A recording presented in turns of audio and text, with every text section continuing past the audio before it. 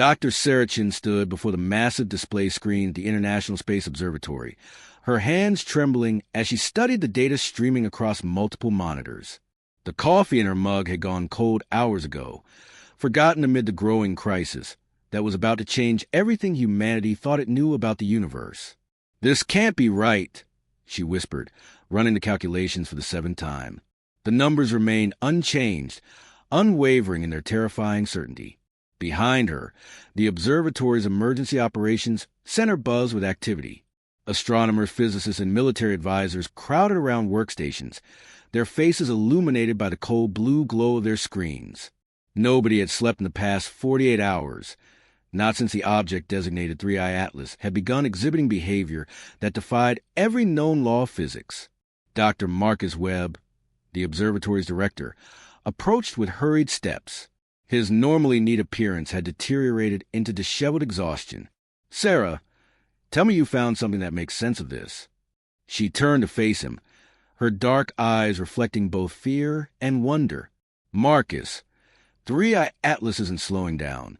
It's accelerating, against the sun's gravity.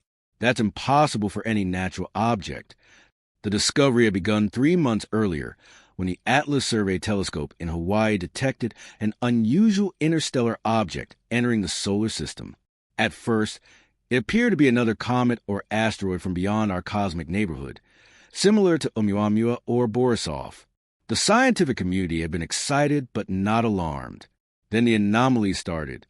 First came the trajectory corrections, small adjustments that could have been explained by outgassing or solar pressure. But as 3I Atlas drew closer to the sun, approaching its perihelion point of nearest approach, the change became too deliberate, too precise to attribute to natural causes. "Show me the latest readings," Marcus said, leaning over her shoulder. Sarah pulled up a 3-dimensional model of the inner solar system. The sun sat at the center, a pulsing golden sphere. Earth's orbit traced a familiar blue line around it, and there, cutting through space at impossible speeds, was a red trajectory of 3I Atlas. "Current velocity is 270 kilometers per second and increasing," Sarah explained, pointing at the streaming numbers. "At this rate, it will reach perihelion in exactly 72 hours. But here's what keeps me awake at night." She zoomed in on the object itself. The image was grainy, captured by every major telescope on Earth, and in orbit, 3I Atlas appeared as an elongated shape, roughly 800 meters long and 200 meters wide. Its surface was dark, almost perfectly black, absorbing light rather than reflecting it.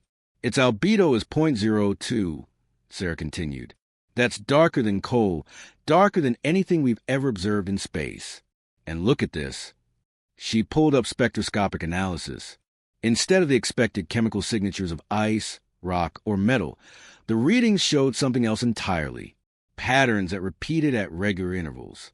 Structures within structures. Organization at a molecular level that suggested design rather than natural formation. "It's artificial," Marcus breathed. "You're saying this thing was built." "I'm saying it's not from here, and it's not natural, and it's coming straight for the sun with purpose." Sarah's voice cracked slightly. But that's not the worst part. She opened another window, revealing electromagnetic readings taken over the past week. Waves of energy pulsed from 3I Atlas in regular intervals, growing stronger as it approached perihelion. The frequencies matched nothing in any database. They weren't radio waves, weren't infrared, or ultraviolet. They existed in a spectrum humanity had never encountered. "It's transmitting," Marcus said, "or powering up. God help us, what do we do?" Before Sarah could answer, alarms erupted throughout the operations center. Red lights flashed as every screen displayed the same urgent message. Gravitational anomaly detected. Dr. Yuki Tanaka rushed over from the gravitational wave monitoring station, nearly tripping over cables in her haste. "You need to see this now. LIGO is going crazy. We're detecting gravitational waves emanating from 3I Atlas itself." "That's impossible," Sarah said automatically. "Only massive cosmic events generate gravitational waves. Colliding black holes, supernovas, not objects the size of a skyscraper." "Impossible or not, it's happening," Yuki insisted, pulling up her data. The wave patterns were unmistakable, ripples in the fabric of spacetime itself, radiating outward from the approaching object. Marcus grabbed the phone, connecting him directly to the emergency response coordinators at the United Nations. His hand shook as he dialed. "This is Webb at ISO. Situation has escalated to critical. We need to convene the Security Council immediately." While Marcus made his calls, Sarah continued analyzing the gravitational anomalies. A horrifying picture was emerging. The waves weren't random. They pulsed in mathematical sequences, prime numbers, Fibonacci patterns. They were a message, or perhaps a countdown. "Sarah," Yuki's voice was barely a whisper. "Look at the trajectory analysis. Really look at it." Sarah pulled up the predictive models. As 3I Atlas swung around the sun at perihelion, standard orbital mechanics predicted it should slingshot back out into interstellar space, perhaps passing relatively close to Earth but not impacting it. However, when she factored in the gravitational anomalies, the self-acceleration, and the energy emissions, the models told a different story. The object was going to stop at perihelion. When it reached its closest point to the sun, 3I Atlas was going to halt its forward momentum entirely. It would station itself between Earth and the sun, positioned at the L1 Lagrange point where gravitational forces balance perfectly. "It's choosing a parking spot," Sarah said, her voice hollow with disbelief. "Whatever this thing is, it's not passing through. It's planning to stay." The implications crashed over her like a wave. An unknown artificial object, capable of manipulating gravity itself, positioning itself between humanity and its source of life and light. The possibilities range from first contact with an alien civilization to an extinction-level threat, and humanity had 72 hours to figure out which. Sarah's phone buzzed with an encrypted message from Dr. James Kowalski, her former mentor now working at NASA's Jet Propulsion Laboratory. She stepped away from the main operations center to read it privately. "Sarah, I've been running independent analysis on 3I Atlas. The energy signatures don't match anything in our xenoarchaeology databases, but there's something you need to know. The mathematical patterns in those gravitational waves, they're not just communication. They're instructions, like a computer program being broadcast. I think it's preparing something. Be careful." Sarah's hands went cold. "Instructions for what? For whom?" She quickly typed back, "Can you decode them?" The response came immediately. "Working on it. I've brought in cryptographers and AI specialists. If there's a pattern we can understand, we'll find it. But Sarah, what if we're not supposed to understand? What if this is meant for something else already here?" The thought had occurred to her, lurking in the back of her mind like a nightmare she didn't want to acknowledge. What if 3I Atlas wasn't the first? What if Earth had been visited before, and this was a return visit?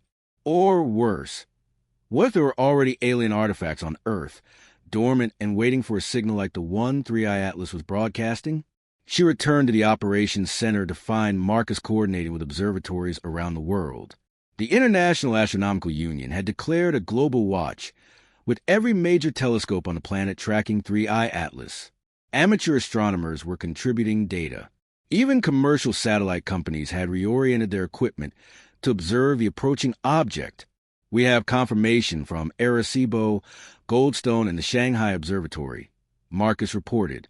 "The gravitational anomalies are intensifying. Whatever this thing is doing, it's ramping up for something big." Dr. Emil Rodriguez, a plasma physicist who'd been studying the object's energy emissions, called out from his workstation, "I'm detecting changes in the solar wind patterns. It's like 3I Atlas is creating a bubble around itself. The charged particles from the sun are being deflected away from it." "A shield," Sarah murmured. "It's protecting itself from solar radiation, or protecting the sun from itself." Yuki suggested ominously, "What if it needs to do something to the sun? What if that's why it chose the L1 point?" The possibility sent a chill through everyone present. The L1 Lagrange point was positioned directly between Earth and the sun, approximately 1.5 million kilometers from Earth. It was the perfect location for solar observation, or solar manipulation. "We need more information," Sarah said firmly, pushing away the panic that threatened to overwhelm her. Marcus, Coordinate with the European Space Agency. I want every solar observation satellite we have focused on the sun's corona. If 3I Atlas is planning to interact with the sun, we need to see it coming. Already on it, Marcus replied, his fingers flying across his keyboard. The next 12 hours blurred into a continuous stream of data analysis, international conference calls, and mounting tension. Sarah caught glimpses of news broadcasts showing crowds gathering in cities worldwide. Some people prayed. Others protested, demanding their governments do something. Stock markets crashed. Airlines grounded flights. Military forces mobilized, though against what threat, nobody could say. Through it all, 3I Atlas continued its inexorable approach. The emergency UN Security Council session convened within 6 hours.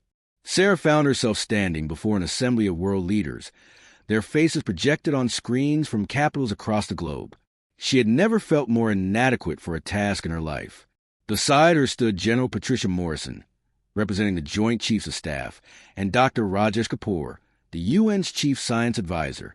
The three of them would present humanity's best understanding of what was approaching. Dr. Chun, the UN Secretary General, began, his voice heavy with the weight of his office. Please provide your assessment of the situation for the Council. Sarah steadied her nerves and began. Distinguished members, in approximately 60 hours, an artificial object of unknown origin will position itself at Lagrange point 1, directly between Earth and the Sun. Based on its demonstrated capabilities, which include gravitational manipulation and self-propulsion that violates our understanding of physics, we must consider it a potential existential threat. Potential? Interrupted the Russian ambassador, his face hardening. Dr. Chun, is this object hostile or not? We don't know, Sarah admitted. The words felt like failure on her tongue. It hasn't attacked. It hasn't communicated in any language we understand. But its actions are deliberate and precise. Whatever intelligence controls 3I Atlas, it chose this trajectory, this timing, this location. The Chinese representative leaned forward, her expression inscrutable. What can we do to stop it? Nothing. The word hung in the air like a death sentence. Sarah continued.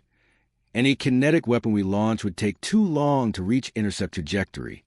Nuclear missiles would be ineffective against something that can manipulate gravitational fields. And we have no idea if attempting to destroy it would trigger a defensive response that could be worse than leaving alone. So we wait, the American president said grimly. We watch this thing park itself between us and the sun and pray it's not here to harm us. There is one other possibility, Sarah ventured, glancing at Dr. Kapoor, who nodded encouragement. The electromagnetic transmissions, the gravitational wave patterns, they're mathematical, organized. It might be trying to communicate, and we simply haven't figured out how to listen yet. A flicker of hope passed through the assembly. How long would it take to decode these signals? Asked the Secretary General. I don't know. Days, weeks, maybe never. We're attempting communication with an intelligence so foreign it can bend space-time. We might have nothing in common, no shared frame of reference. But even as she spoke, Sarah's mind raced with possibilities. Mathematics was universal. Physics was universal. If 3I Atlas was broadcast in mathematical sequences, perhaps that was a key. Not a message in words, but in pure logic, in the language of the cosmos itself. General Morrison spoke up, her military bearing rigid but her eyes showing the strain of the situation. I've been authorized to present military options to this council. We have the capability to launch a coordinated strike using everything from kinetic impactors to nuclear warheads. The probability of success is low, I'll admit, but it's not zero. If we wait until this object reaches L1, we lose even that option. And if we attack, Sarah countered, try to keep her voice level, we could trigger exactly the catastrophe we're trying to prevent. This object has shown no hostile intent. It's simply approaching. What message do we send to the universe if our first response to the unknown is violence? We send a message that humanity defends itself, Morrison replied. Or we send the message that we're too primitive to deserve contact. Sarah shot back. The council erupted in debate. Some members argued for immediate military action. Others advocated for caution. A few suggested try and make contact. The discussions raged for hours, with positions hardening along geopolitical lines. Finally, the Brazilian ambassador, an elder statesman known for his diplomatic skills, raised his hand for silence. Perhaps we are approaching this incorrectly. Dr. Chin suggests this may be an attempt at communication. General Morrison presents the military option. Dr. Kapoor, what does the scientific community recommend? Rajesh Kapoor, a dignified man in his 60s with silver hair and kind eyes, leaned forward. The International Scientific Union has been in constant communication about this very question. Our recommendation is a dual approach.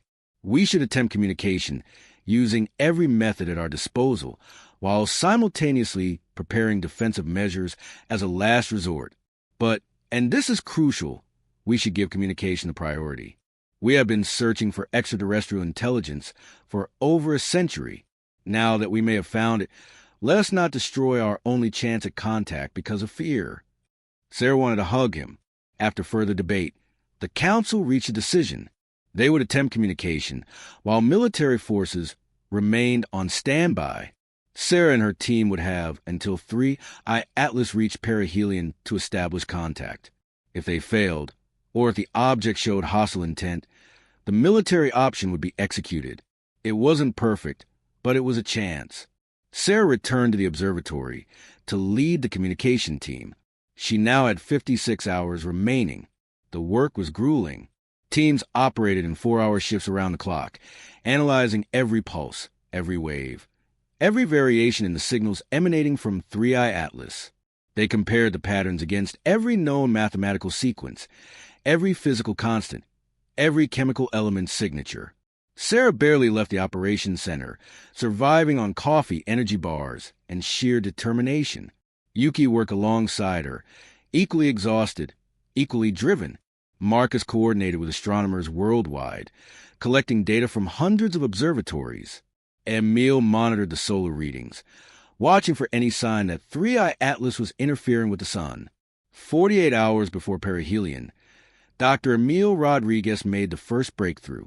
The frequency ratios, he shouted, startling everyone in the quiet operations center. They correspond to electron orbital distances. Hydrogen, helium, lithium. It's transmitting the periodic table. Sarah rushed to the station, her heart pounding. Emil was right. Embedded within the gravitational waves were precise mathematical ratios that matched the quantum energy levels of atoms. Whoever or whatever built 3I Atlas knew chemistry, knew atomic structure, and was using it as a foundation for communication.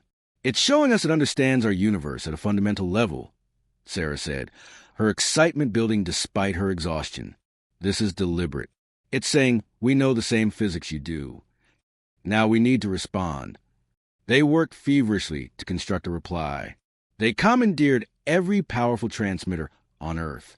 Radio telescopes, satellite arrays, even commercial broadcasting equipment. And they sent back their own message, using the same mathematical framework. They transmitted the periodic table, then expanded to include physical constants, the speed of light, Planck's constant, the gravitational constant. Then they waited. 36 hours before perihelion, 3I Atlas responded. The new signal was complex, layered with information.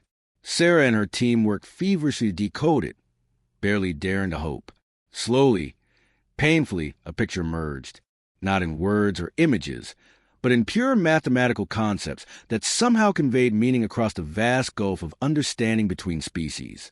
3I Atlas was a probe sent from a civilization that existed in a distant galaxy. They had detected signs of technological development in our corner of the universe through the radio waves Earth had been broadcasting into space for over a century.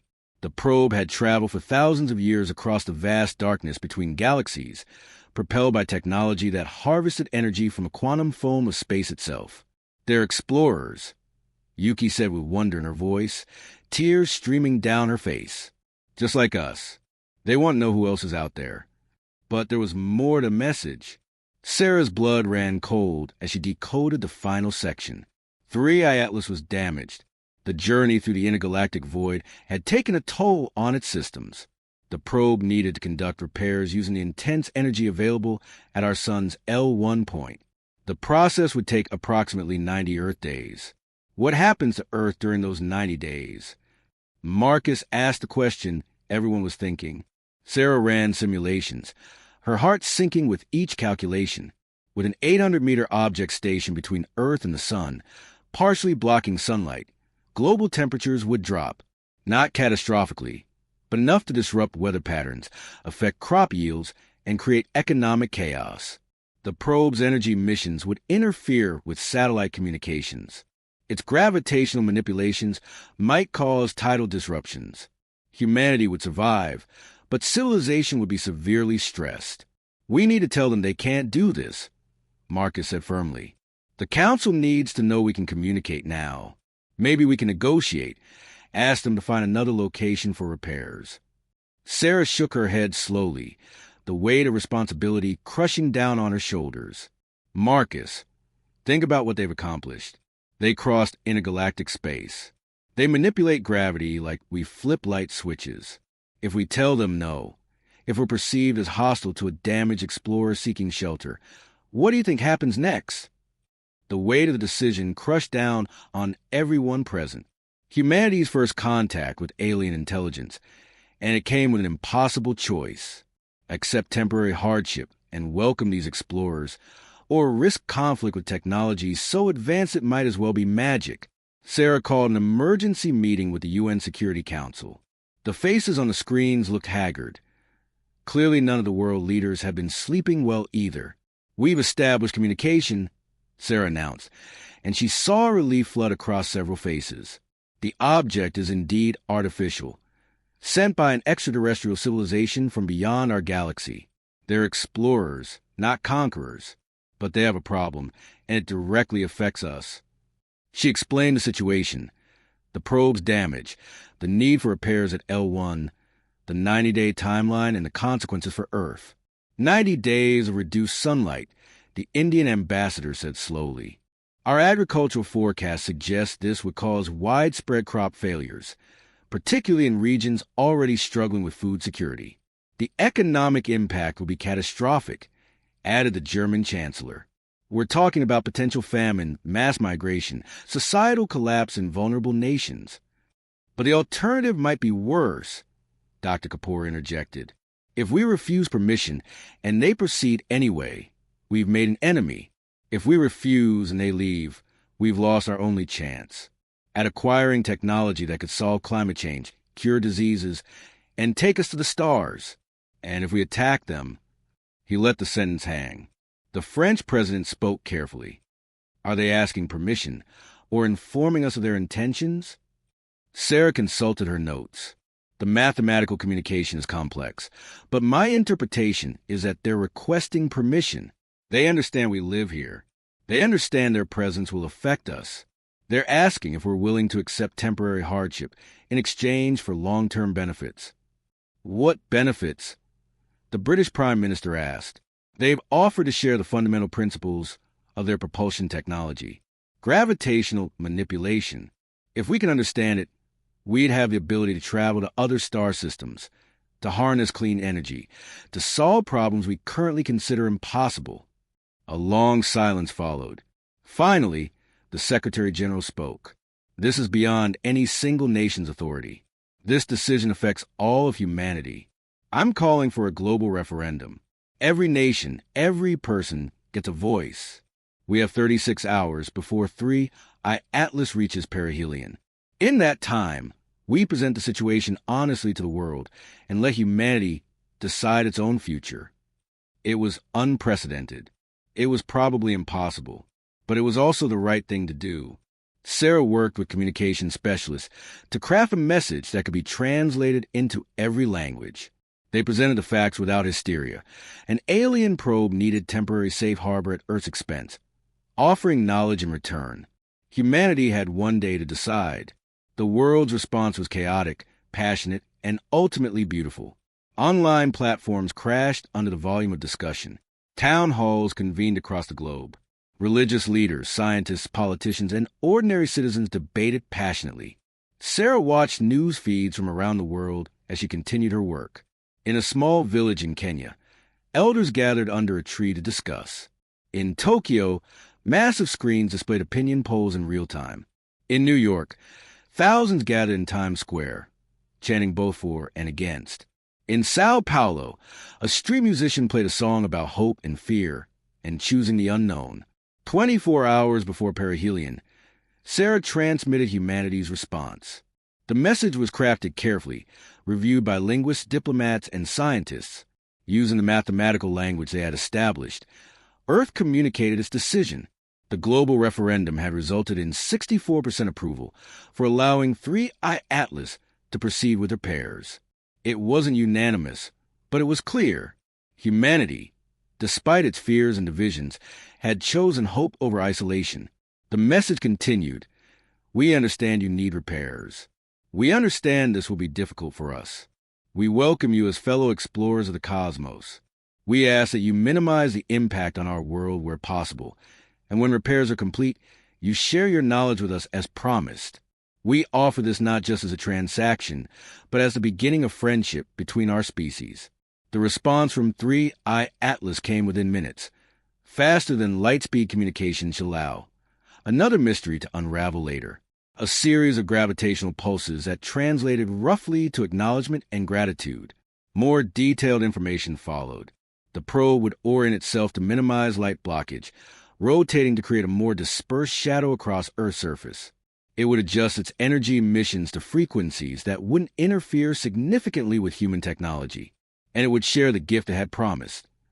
The fundamental principles of gravitational manipulation, transmitted in mathematical form that human scientists could study and eventually understand. Sarah laughed and cried simultaneously. In trying to solve an existential threat, humanity had instead secured its future among the stars. The technology 3I Atlas offered would revolutionize everything: space travel, energy generation, medical science, environmental restoration. Humanity was about to take a quantum leap forward. But more than that, they had passed a test they hadn't known they were taking. When faced with the unknown, with fear and uncertainty, humanity had chosen trust. They had chosen to reach out rather than strike out. And in doing so, they had proven themselves worthy of joining the cosmic community. As perihelion approached, every telescope on Earth and in orbit focused on the darkened patch of space where 3I Atlas glided silently forward. Sarah stood in the observatory, surrounded by her exhausted but exhilarated team, watching the final approach. 3 minutes to perihelion, someone announced. The probe moved with liquid grace, adjusting its trajectory with pulses of gravitational energy visible as distortions in space itself. The sun's intense light silhouetted the elongated shape, revealing details previously hidden. Panels open along its surface, unfurling like metallic petals, each designed to capture and process solar energy. 1 minute. Sarah held her breath. The mathematical models predicted 3I Atlas would halt precisely at the L1 point, but models could be wrong. If something went catastrophically wrong at this stage, there was nothing humanity could do but watch. 30 seconds. The probe's velocity decreased rapidly, impossibly. Sarah watched the telemetry in awe as 3I Atlas shed thousands of kilometers per second of momentum in a matter of moments, gravitational fields flexing and warping around it like invisible hands applying gentle brakes. 10 seconds. The entire world watched through countless screens. Billions of people held their collective breath, united in this moment of first contact, of cosmic significance, of pure human hope facing the unknown. Perihelion achieved. Velocity 0. Position locked.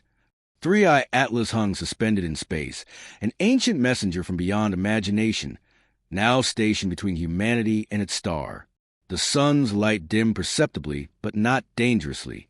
The probe had oriented itself exactly as promised, maximizing solar capture while minimizing Earth's shadow. For several minutes, nobody in the observatory spoke. They simply watched this impossible thing, this bridge between civilizations separated by millions of light years and countless centuries of development. Then the probe began transmitting again. This time, the message was clear and unmistakable. Mathematical formulas poured from 3I Atlas in an overwhelming flood of knowledge. Gravitational engineering principles. energy harvesting techniques from quantum vacuum fluctuations, materials science that operated at the subatomic level, medical applications that could extend lifespan and cure genetic diseases, environmental restoration methods that could reverse climate change. It was a gift beyond measure, the accumulated wisdom of a civilization that had mastered the stars. Sarah finally allowed herself to breathe normally. They had done it.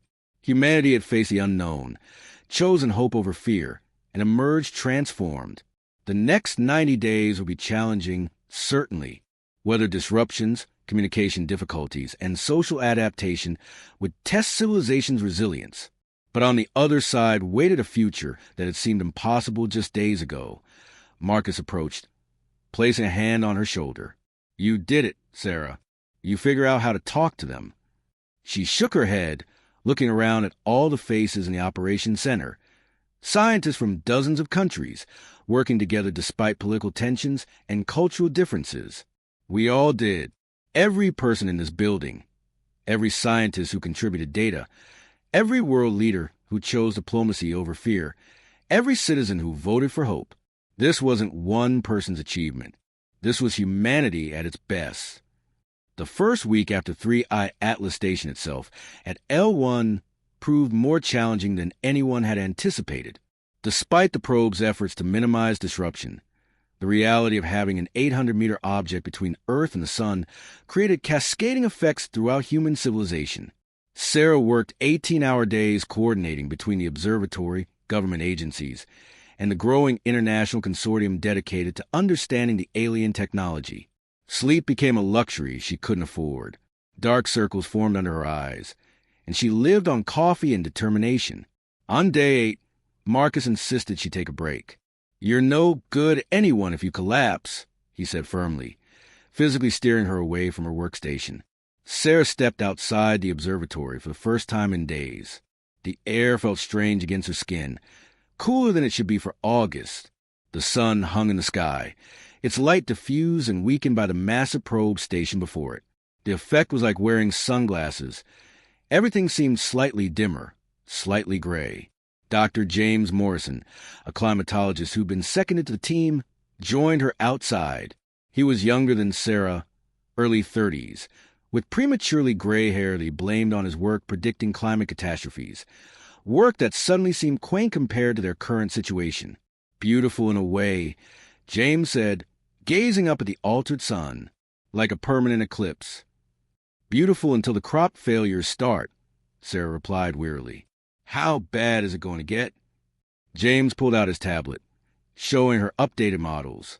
The projections look worse than initial estimates. The probe's positioning is incredibly precise. It's rotating slowly to ensure no single region of Earth is permanently shadowed. But we're still looking at reduced agricultural output, particularly for crops sensitive to light levels. Wheat, corn, soybeans. Preliminary estimates suggest yields could drop by 20 to 30%. God, Sarah breathed. That could mean hundreds of millions facing food insecurity. James finished grimly. And that's if everything goes perfectly. If the probe's rotation pattern shifts, if there are unexpected weather effects, if... He trailed off. 82 more days, Sarah said quietly. Assuming it leaves on schedule. What if it doesn't? What if the repairs take longer? What if it decides to stay permanently? The question had been haunting Sarah since perihelion. What if 3I Atlas decided Earth-Sun was too convenient to leave behind? What if its creators changed its mission parameters remotely? They were dealing with an intelligence so far beyond human comprehension that predicting its choices felt like an ant trying to understand human architecture. "We have to trust," Sarah said, though the words fell hollow even to her own ears. They've kept every promise so far. Back inside, the translation team had made new breakthroughs. What had started as basic mathematical communication had evolved into something approaching actual dialogue. The probe wasn't just transmitting technical data. It was sharing information about its creators, their civilization, their philosophy. Sarah stood behind Dr. Yuki Tanaka as she decoded the latest transmission. Images formed on the screen. Not photographs, but mathematical representations that human computers could reconstruct into visual forms. Is that them? Sarah whispered, leaning closer.